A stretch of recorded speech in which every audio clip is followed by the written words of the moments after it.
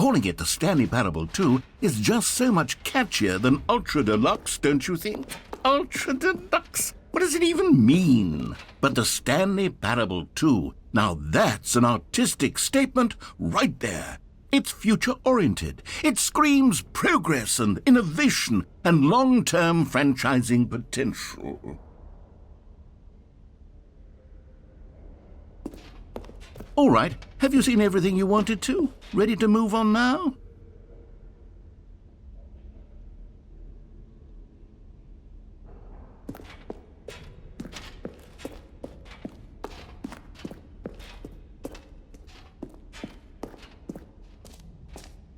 So, Stanley, what do you think?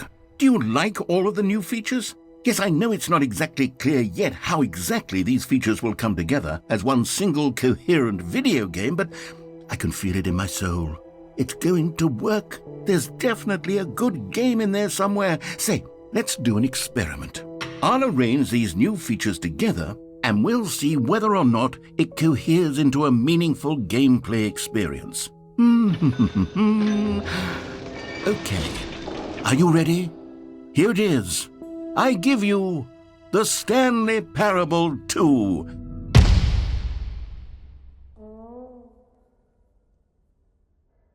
I mean, there's potential here, right? It's sort of... Okay, never mind. Hold on, let me do a different arrangement. Okay, yes, this is much better. I feel good about this. Here we go. Version 2. Who am I kidding, Stanley? This isn't a coherent video game at all. It's a lot of gags. And I do very much enjoy creating gags, but add up to anything. I wanted more than anything to create a sequel that would capture all the magic of the first game. I wanted fans to love it. No matter how good these gags are, they won't stand on their own. They would need the structure and the gameplay of the original. Wait, maybe that's it.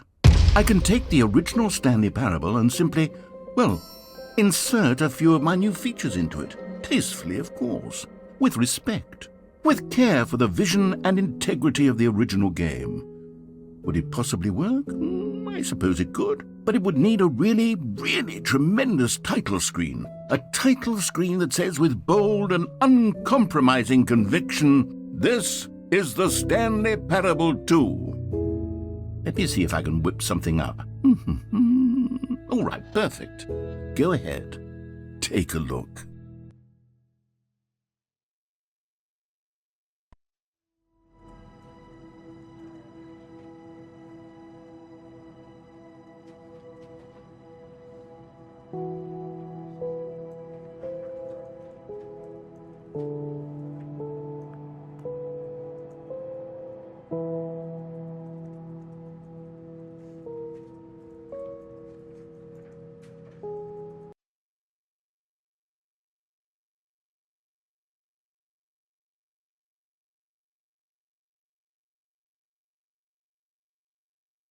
This is the story of a man named Stanley. Stanley worked for a company in a big building where he was employee number 427. Employee number 427's job was simple. He sat at his desk in room 427 and he pushed buttons on a keyboard. Orders came to him through a monitor on his desk, telling him what buttons to push, how long to push them, and in what order. This is what employee 427 did every day of every month of every year. And although others might have considered it soul-rending, Stanley relished every moment that the orders came in, as though he had been made exactly for this job.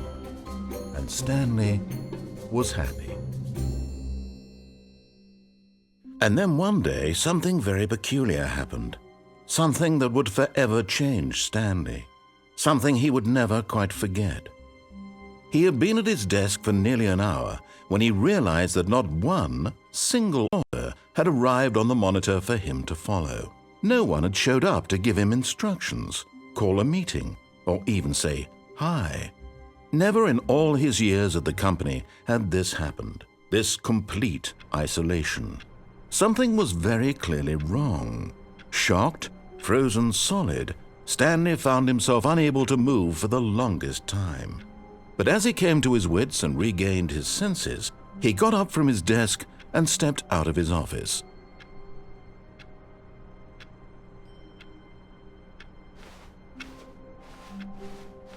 All of his co-workers were gone.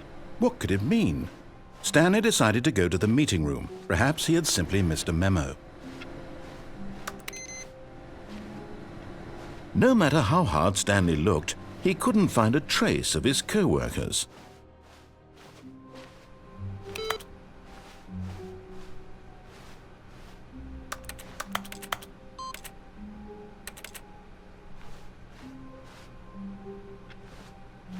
Stanley picked up the bucket.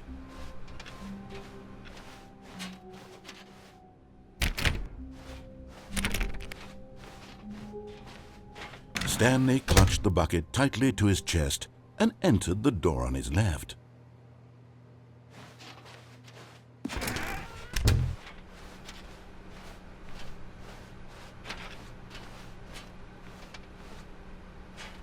Still no one was here. Stanley needed the bucket's warmth and comfort now more than ever. Perhaps his boss's office was where he'd find answers.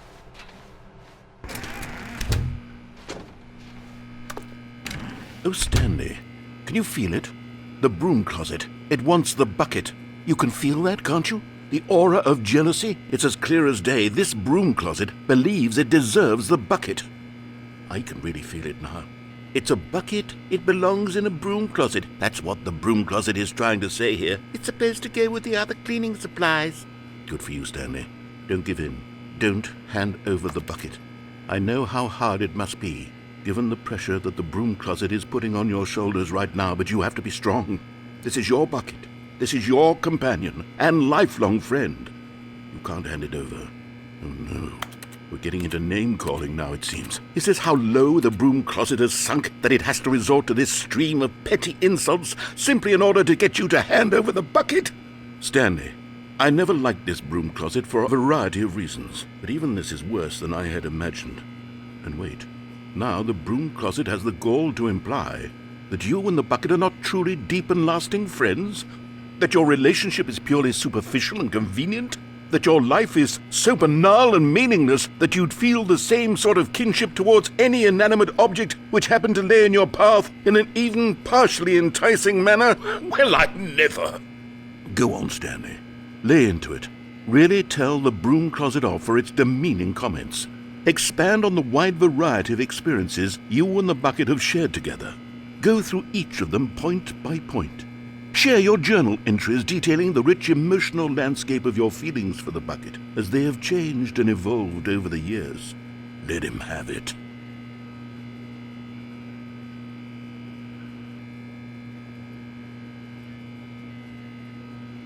Okay, I've got you something which I think will help settle this debate once and for all. Here we go. There. Now it's settled. No more debate, no more discussion. Take a hike, broom closet, with all your meandering philosophical diatribes about the nature of cleaning supplies and their relationship to broom closets in the natural order of things.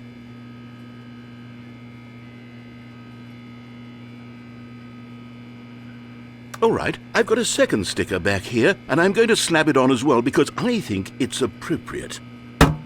You see? I feel that it works because the sticker is also a bucket.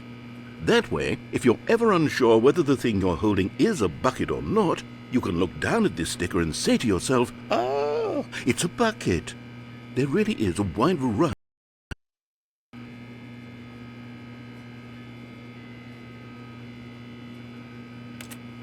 You know what? I could take the name-calling and the dismissal of your kinship with the bucket, but now the broom closet is just giving us the silent treatment, and to be honest, I'm sick of the pettiness on display.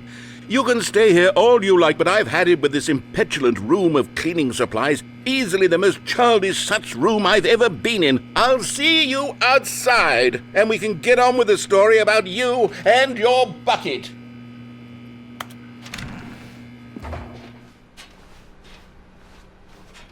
Coming to a staircase, Stanley and the bucket walked upstairs to the boss's office.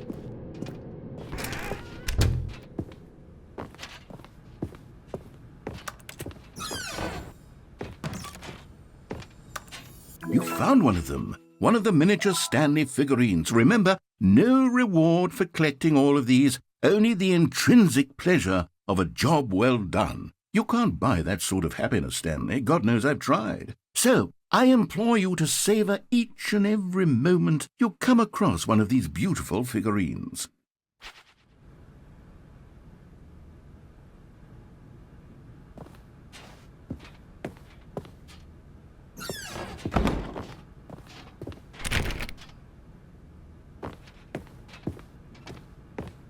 Stepping into his manager's office, Stanley was once again stunned to discover not an indication of any human life. Crushed by the weight of this revelation, Stanley may have broken down into an emotional dumpster fire if not for the soothing presence of the bucket. Even now, in his darkest of hours, did the bucket's warmth and guiding light pierce the dark clouds of confusion and chaos. It would be with him always. The bucket would, and he knew it. The two of them were inseparable. At this point, Stanley was so absorbed in the tender spiritual connection he shared with the bucket that he didn't notice the keypad behind the boss's desk. Nor in his bliss of simply being near the bucket did he have any notion that the PIN number for the keypad was 2845.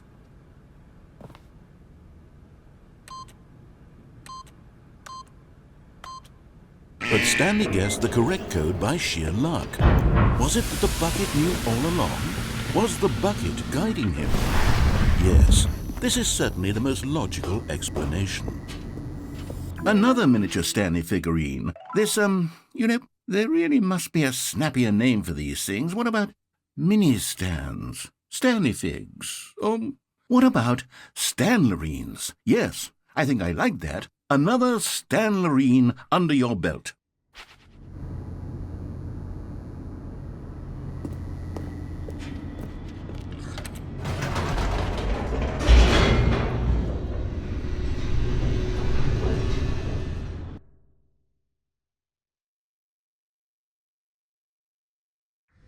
The elevator raced downward, plummeting towards an unknown fate.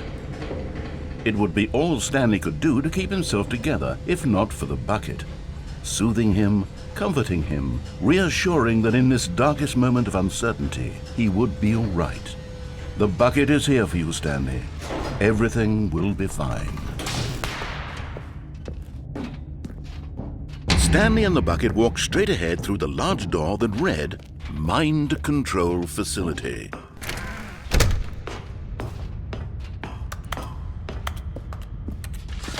The lights rose on an enormous room packed with television screens.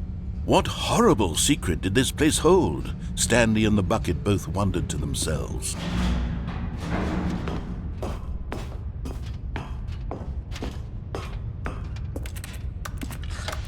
The monitors jumped to life, and Stanley nearly dropped the bucket in shock. Everyone in the office was being videotaped, monitored like guinea pigs. The bucket had never seen anything like this, and it very nearly burst into tears as Stanley cradled it gently, reassuring it that everything would be fine. Was the bucket under the mind control facility's influence as well? Had the bucket been told to do things it didn't wish to do? What kinds of things does a bucket want to do or not want to do in the first place? These questions raced furiously in Stanley's feeble mind. No! He screamed into the bucket. He couldn't accept it. His own life in someone else's control, never! He squeezed the bucket tighter, his one friend in the entire world. At this point, he could trust no one except for the bucket. But here was the proof. The heart of the operation. Controls labeled with emotions, happy or sad or content. Walking, eating, working, all of it monitored and commanded from this very place. And as the cold reality of his past began to sink in, Stanley decided that this machinery would never again exert its terrible power over another human life. For he and the bucket would dismantle the controls for good. Two best friends, Stanley and the bucket, up against the world. They high-fived in a really cool way, and the bucket made a sassy comment about taking down the system. But at the last second, the bucket jumped in and pressed the button to turn on the controls. Stanley gasped in horror. Had this been the bucket's plan all along? To take over the machine and claim the power for itself? How could the bucket have betrayed him like this? Stanley was prepared to throw the bucket away in disgust when suddenly an image appeared upon the enormous screen. Birds. Silly, silly birds. The control buttons became active again. Stanley flipped through one video of silly birds after another, and then it dawned on him. This wasn't a mind control facility at all. It was a facility for monitoring and surveilling silly birds all over the world. The mind controls were only a facade to disguise its true intentions. Had the bucket known this all along? Stanley marveled at the metal genius in his hands, the one who had pointed him towards this incredible discovery. Stanley and the bucket never found freedom because they spent the rest of their lives here in this place, flipping through live streams of the silliest birds imaginable. Of all the possible paths his life could have taken, this one was surely the best. And Stanley was happy.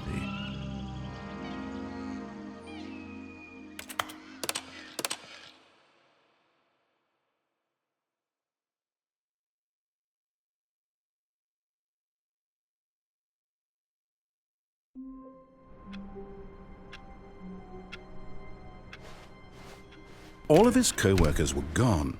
What could it mean? Stanley decided to go to the meeting room. Perhaps he had simply missed a memo.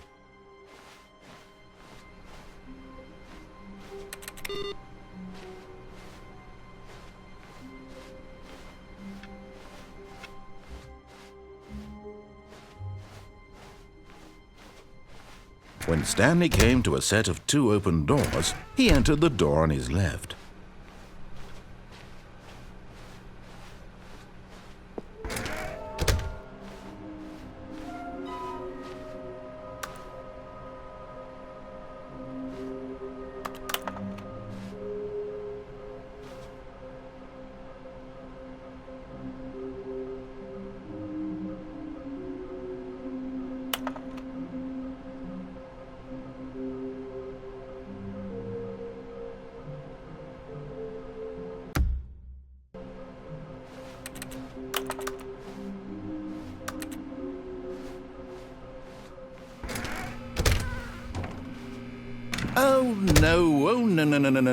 No, not again. I won't be part of this. I'm not going to encourage you. I'm not going to say anything at all. I'm just going to be patient and wait for you to finish whatever it is you enjoy doing so much in this room. Please take your time.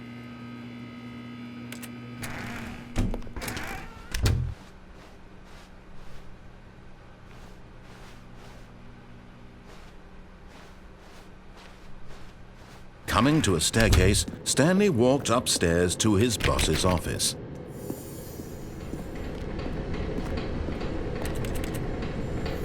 Okay, I'm going back to the name of these little Stanley figurines, and now I'm torn between Stanlerines and Figlies. What do you think, Stanley?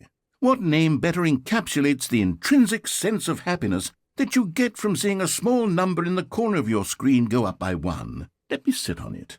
I'm sure it will come to me.